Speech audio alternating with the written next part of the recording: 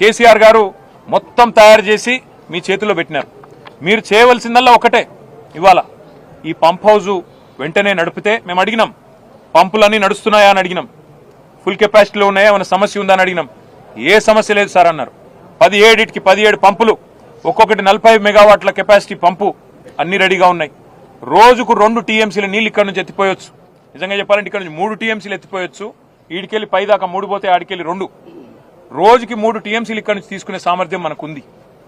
కానీ కేవలం బటన్ ఒత్తితే పంపులు నడుస్తాయి, నీళ్లు ఎంఎండీలో పడతాయి, ఎల్ఎండీలో పడతాయి.